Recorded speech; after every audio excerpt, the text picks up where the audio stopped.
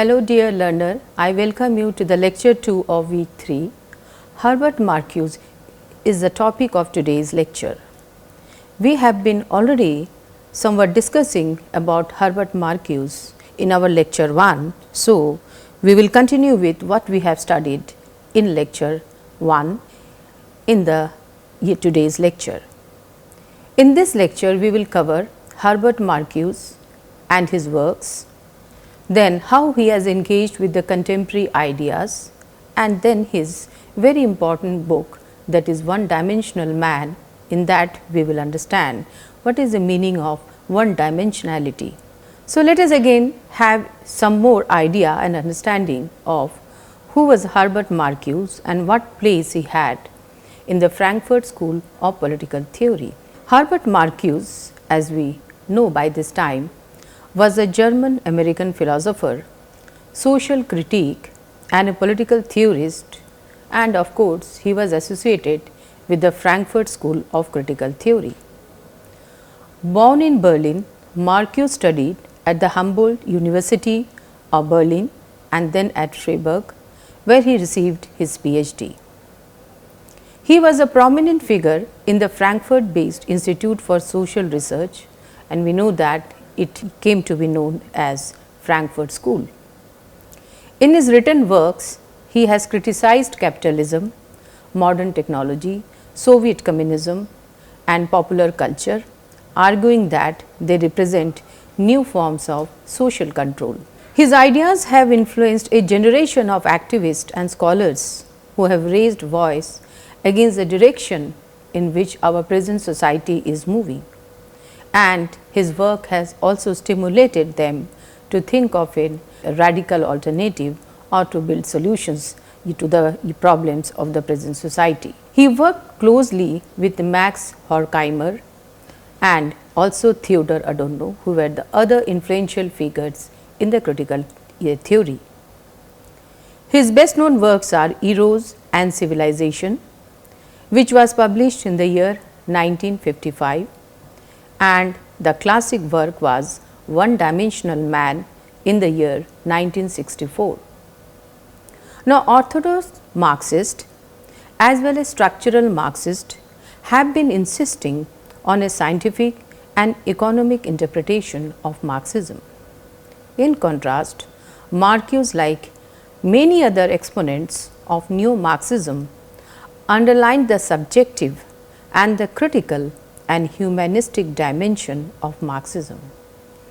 So, by this time we know that in the classical Marxism, the history and our social structure was interpreted in economic terms, and Marx himself claimed that he is providing a scientific understanding of the particular development of history, and therefore he has said that it is scientific socialism. But the new Marxists have argued that we have to go beyond the economic, we have to think about the cultural, we have to think about the humanistic aspect of the operation and the various types of problems which are taking place in the society. And also they underlined the subjective, because to understand that individuals are embedded in a social and economic system. So, we cannot separate the understanding of various oppressive practices from the social, historical and also the psychological dimensions with which it is tied. So, therefore, they provided a sort of subjective, and of course, since they were associated with the critical theory, so they provided a critique of the oppressive practices, and they raised questions about the various problems which were afflicting the society at that time. So, therefore, he belonged to the neo-Marxist philosopher and a critical theorist too. Now, we will try to understand how in some respect he engaged with the various contemporary thinkers. Now, basically we must first understand what was the objective of Marcuse, what he wanted to do, and how he got influenced by various thinkers like including Karl Marx, Heidegger, and we will see that how he has so much borrowed from them, as well as he had also tried to abandon many of their principles and philosophies. Marcuse basically aimed to reclaim radical, socially transformative subjectivity, gravitating towards Marxism as it seeks to counteract, that is, capitalist oppressive forces. So, basically his objective was to raise his voices or to raise questions or to challenge the various oppressive practices which were the result of the capitalist society, and therefore, he had adopted the Marxist approach or the perspective to understand the various types of oppression which were taking place in the capitalist society. So, he wanted to reclaim the radical and the socially transformative subjectivity, because he believed that without change and without transformation, we cannot bring about change in the oppressive practices of the capitalist society. So, it was transformative in nature, and subjectivity means where we understand the social, economic, political and cultural embeddedness of any oppression or of the individual being. However, Marcuse finds the traditional Marxism, particularly from the Second International, mechanistic and devoid of human subjectivity, because we know that there have been various shades and strains of Marxism, and various post-Marxist thinkers have tried to interpret and reinterpret Marxism as per their own individual conditions from which they came. And therefore, he found that after the Second International, the understanding of Marxism was more, it was mechanistic in nature, it was devoid of the human element, because we have to understand the humanistic aspect which has been stressed upon by Marx also in his early writings. So, we have to understand that how the modern capitalist society is devoiding the individual of its inner essence. So, turning to Heidegger for a solution, Marcuse identifies a demand for a radical action in both Marx and Heidegger's work. So, he is trying to draw from both Karl Marx and Heidegger and try to find solutions to the problems which he was confronted with. Now, Herbert Marcuse's first book, Reason and Revolution, Hegel and Rise of Social Theory. It was published in 1941. As the name suggests, he discussed the social theories of Hegel and Karl Marx. It also provided excellent analysis of the categories and methods of dialectical thinking. So, we know that Hegel is famous for his theory of dialectics and the way he has applied it to study the process of human evolution, and therefore, he borrowed those analyses and applied them to his own understanding, to his own theories. So, it provided an excellent analysis of the categories and methods of dialectic thinking. That is, what is the meaning of dialectic, what we mean by the process of dialectic thinking, and how these two thinkers have used dialectic to understand the process of social change and transformation in the society. Dialectical thinking helps in understanding the inherent contradiction within advanced industrial society and to overcome them through revolution. Because if you remember how Marx has interpreted history with the help of the process of dialectic or the dialectical interpretation of history or dialectical materialism, then we know that how he has interpreted that the various stages of dialectic, it consists of a set of inherent contradiction, and through the process of thesis, antithesis, and then ultimately leading to synthesis, the society tries to resolve various contradictions and overcome them by the synthesis of some new ideas. And this process has been used to analyze the so called capitalist society also, and how the dialectic process will lead to the social revolution. So, therefore, it is very important to understand that how this process is important, and it has been used by Karl Marx and Hegel. But dialectical thinking is also helpful in understanding the inherent contradiction within advanced industrial society. So, it is not simply that they have only a limited use for understanding history, but this process is also it is used to understand how there are so many contradictions within the industrial capitalist society. Like for example, on the one hand, the industrial capitalist society is promising so much of hope, aspiration, progress and so called prosperity, but on the other hand, it has also brought about so much of inequalities, injustices and then destruction of human essence and so many other evil and the negative consequences of modernity or advanced economic society. So, therefore, this is a dialectic of the advanced capitalist society. Now, in his next work, that is Eros and Civilization, a philosophical inquiry into Freud. It was published in the year 1955. It proposed a non-repressive society, because the objective was to establish a non-repressive society and to highlight how the present society is practicing various forms of repression. And in this work, he tried to synthesize the ideas of Sigmund Freud, the father of psychoanalysis, and those of Karl Marx in a new way, and to understand how the individual is suffering psychologically or at the psychological level multifarious forms of oppression. So, with the help of the psychoanalysis which was given by Sigmund Freud and also the analysis which was provided by Karl Marx, he tried to synthesize them and analyze them in a new way. He provided a strong critique of the existing society and its values, and provided for the establishment of a non-repressive civilization.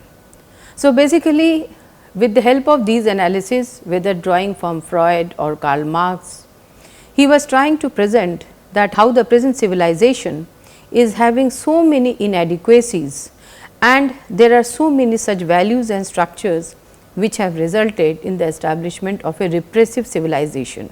And the meaning of repressive civilization is that where various institutions, practices and ideas, they try to repress the individual's autonomy or individual's freedom. So, therefore, he advocated for the establishment of a non-repressive civilization. Advanced industrial society or modern capitalism is preventing us from reaching a non-repressive society based on a fundamentally different experience of being, fundamentally having a different relation between man and nature, and fundamentally different existential relations. So, you can see that how Marcuse have argued that the advanced industrial society, though it has provided us with so many sources of luxury, it has provided us with such a comfortable life, but in spite of that you are finding that it is not able to establish a non-repressive society. And the reason being that because of the various developments or transformation which has been brought about by the advanced industrial capitalist system at the multiple levels of our social interaction. Marcuse have argued that it is based on a fundamentally different experience of being. So, the experience of being is very different from what it was earlier in a non-capitalist society. And also we have a fundamentally very different relation between man and nature.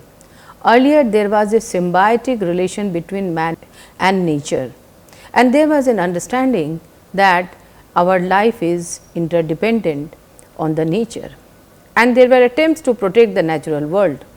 But with the advancement of science and technology, we find that our attitude towards nature or our perspective towards nature has changed a lot. Now, our attitude is to dominate the nature and to exploit the resources as much as possible for our own benefit. So, therefore, there is fundamentally different relation between man and nature, and fundamentally different existential relation. So, whether it is with regards to the question of existence, even existential relation, that is all relations which are related to our existence, even those relations are also altered. So, therefore, these are some of the very fundamental alterations which have taken place by the advanced industrial society, and therefore, it is in a way it is not allowing us to establish a non-repressive society. For Marx, this radical action is manifested through praxis or the revolutionary, practical, critical activity, while Heidegger emphasizes the need for authentic responses to alienated social existence. So, we can see that the two authors have understood the problems of the capitalist society, the alienation of the human being, and they have suggested their own methods and their own approaches to bring about the changes in the society. So, for example, in the case of Karl Marx, that he has propounded for a radical action. He has propounded for the theory of revolution, that is only by revolution we can bring about changes in the society, whereas Heidegger asks for the need of authentic responses to alienated social existence. If we read Heidegger, then he says that how our authentic responses have been replaced by inauthentic responses in the Western advanced capitalist society. Now, Marcuse interprets advanced industrial society's oppressive structure through the lenses of Marx alienation, Luhmann's reification, and Heidegger inauthenticity. So, we can see that he has been influenced by so many thinkers, and he has tried to borrow certain concepts from all these thinkers to understand the process of alienation or the impact of industrial society on the human being's life. So, whether it is through the concept of alienation, which leads to the estrangement of man from his own nature, then from his labor, then from his other co-workers, and from the entire society and social relations. So, we can observe alienation at multiple levels. Similarly, he borrowed from Luhmann's reification. We know that the meaning of reification is to use the human beings as an instrument to achieve certain ends. So, when we are using human beings as a means to an end, then it is a process of reification. And inauthenticity, because of the influence of the modern industrial society, our self, our perception and our understanding have become so much inauthentic in nature. So, it is essential to understand the impact in the multifarious dimensions of the advanced industrial society. Now, he sees Heidegger's work, Being and Time, as a potential ally in combating the reified social continuum of advanced industrial society, believing it offers conceptual tools to counteract the oppressive social circumstances.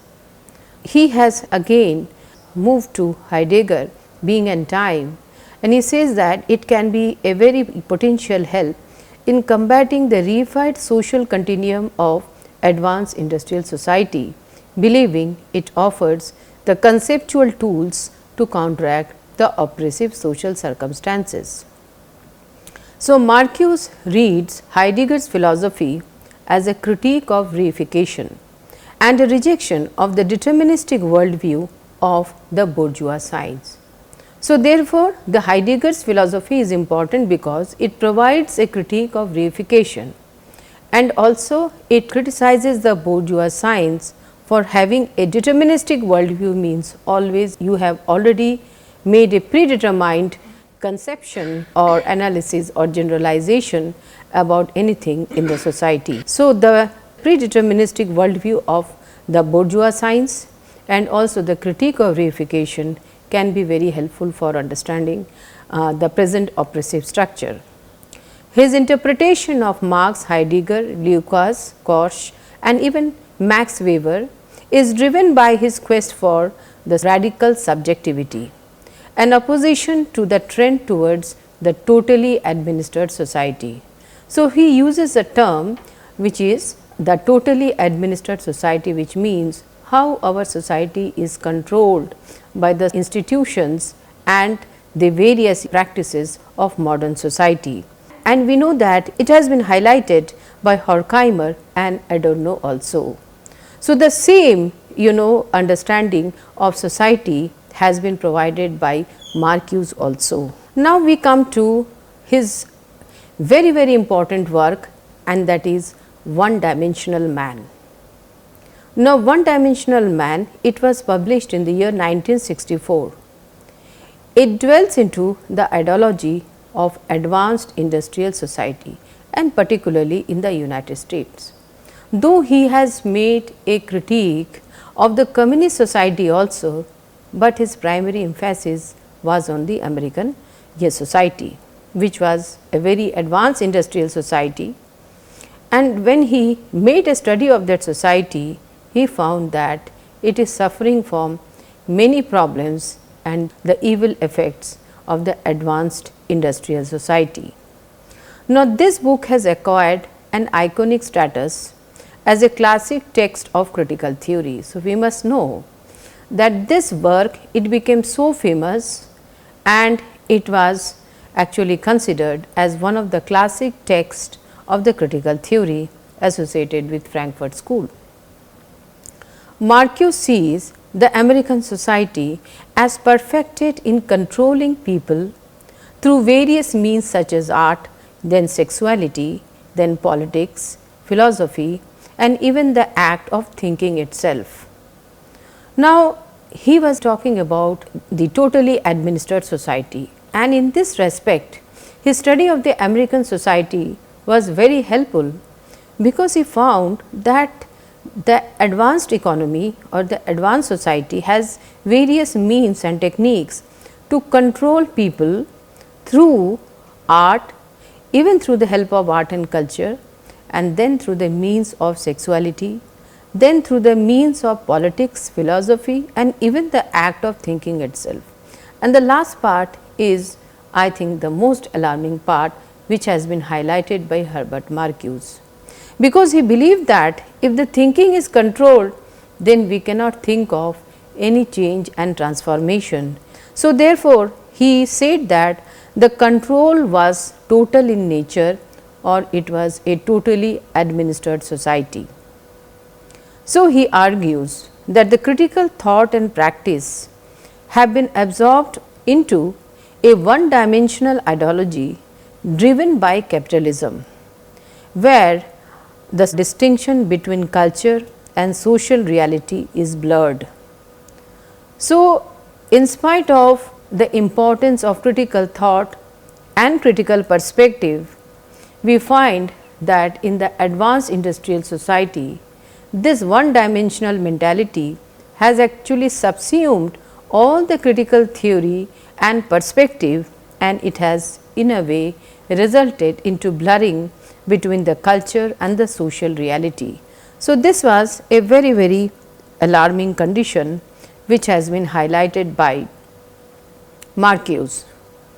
Now, this work highlights a state of comfortable, yet in a way a type of restricted freedom in advanced industrialized societies, symbolizing progress. So, on the one hand, we find that lots of progress has taken place and there is a state of comfort, but also there is a state of a type of restricted freedom. So, therefore, he highlighted a state of comfortable, yet in a sense a form of restricted freedom in advanced industrial society, symboling progress. So, it is a type of dialectic which we find of the modern industrial society. Now, the book dwells into the erosion of critical thinking, where the negative thinking identifies societal contradiction and demands change. So, what is the need of the critical thinking? Because if you do not have critical thinking, you cannot demand for change and transformation. So, the importance of negative thinking, where you criticize, where you find faults with the system, is also essential. And therefore, in the advanced industrial society, what we find is that there is an erosion of this critical thinking, which is very, very important for identifying social contradictions and also for demanding change. So, this primary essential attribute for bringing about change and transformation in advanced industrial society is gradually eroding.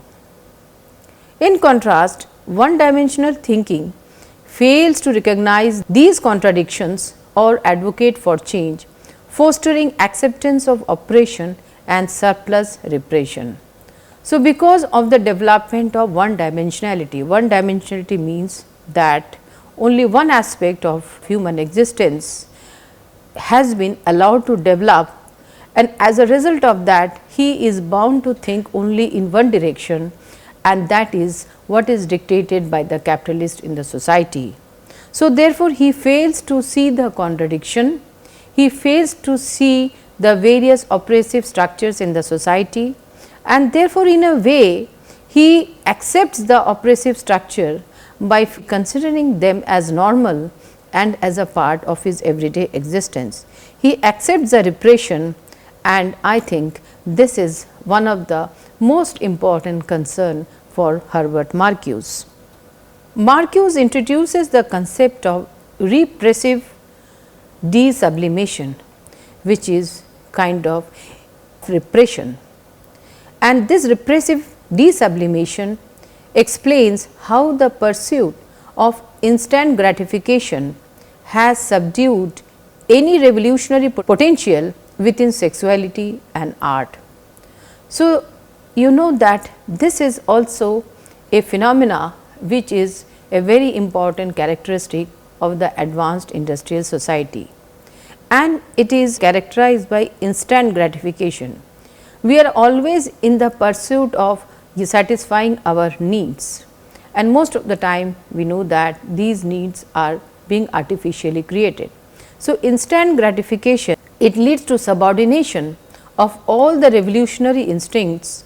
We are talking within the case of sexuality or within the case of art, and even in the case of the larger domain of society.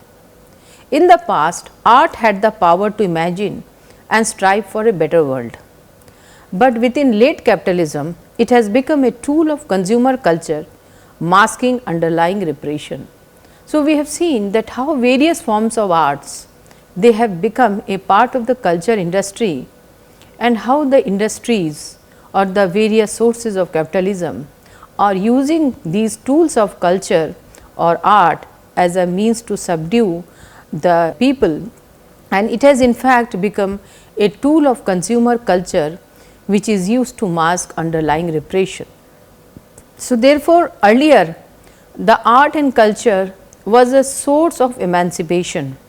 It was having the power to imagine and strive for a better world, but now it is very unfortunate that it has become a tool of the culture industry to make the individual totally a slave to the demands and to the needs of the culture industry. And it is also a type of repression which is practiced in the advanced industrial society. Marcuse expands upon Marx and Freud's theories, using Freud's insights to explain how individuals internalize oppression without the need for explicit authority figures. So, even there is no authority, still individuals have the instinct to internalize oppression because of the impact of the advanced industrial society, or the conditions are such that individuals, they do not understand that these are instruments of oppression or these are various means of oppression, and they try to internalize them, and therefore, even without the so called coercive authorities, they are able to accept it very meekly and with their full acceptance. Marcuse argues that the modern domination operates through depersonalized institution that rather than personal authority figures. So, now the authority or domination need not be exercised by some individual, by some dictator, but there are various institutions which is not having any personal character, which is depersonal because they are in the form of institutions, and they are run by some individuals at the back, they are run by a certain ideology, and the modern form of domination operates through these depersonalized institutions. Now, one dimensional thinking serves to maintain a one dimensional society by suppressing the critical consciousness achieved through various means. So, basically what is the meaning of the one dimensionality? One dimensionality means is the suppression of the critical aspect of your life or aspect of your mind or consciousness. So, when you are thinking in conformity with what is being prescribed by the capitalist society and you are accepting it meekly, then it becomes one dimensional. But when you critique, then you are no more one dimensional, because you are challenging it from some other dimensions. Now, various means are used to suppress our critical consciousness and helps in the formation of a one dimensional society. Some of the means are by creating a false sense of freedom among citizens. So, we have freedom, and in the modern society we are enjoying lots of rights, freedom and privileges, but these are actually illusions. Behind those illusions, we are being controlled by some depersonal structure. Then, by providing enough material goods to pacify us. So, the modern science and technology have made our life so comfortable and luxurious that we have become contented with what we have, and therefore, we do not come out and raise our voices and make our life uncomfortable by challenging the system. Then encouraging identification with oppressor. Now, this is a very powerful tool which is used by the exploiters, because when you try to identify with the exploiters, then it is very difficult to challenge them. When you want to become one of them, when you start to imitate their lifestyle and practices, and when you try to become just one of them, then how can you challenge them? So, this is another very important barrier which has played a very important role in suppressing our critical consciousness. Then the fourth is eliminating meaningful political discourse. So, political discourse may be taking place, but they are not meaningful. Meaningful means which are aimed at certain rational discussion, which aims at challenging the multiple viewpoints, which aims at challenging the government policies. So, such type of meaningful discourse are gradually getting eliminated. For example, one dimensional thinking obscures social contradiction and promotes identification with oppressors, fostering unity through shared consumerism or political rhetoric.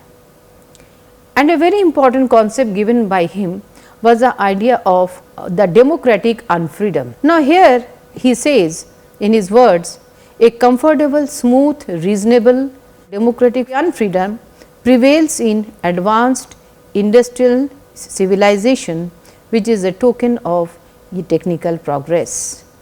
So, in spite of so much of progress, so much of advancement and technical development, we still find that we are not able to exercise our freedom, and we accept our this unfreedom based on our own consent. Marcuse' essay, which is titled Repressive Tolerance, it discusses how terms like tolerance are co-opted to justify oppression, advocating instead for the discriminating tolerance that acknowledges social conflicts. So, that in the name of conformity, in the name of repression, various types of mechanisms are used, which are used for the repression of social conflict or the alternative voices. Now, with this I come to the end of this lecture, followed by certain questions like give a brief description of some of the important works of Herbert Marcuse, explain the term one dimensionality in modern industrial society, explain the various means by which the critical consciousness is suppressed in society. With this, I come to the end of this lecture. Hope you have enjoyed it, and thank you very much.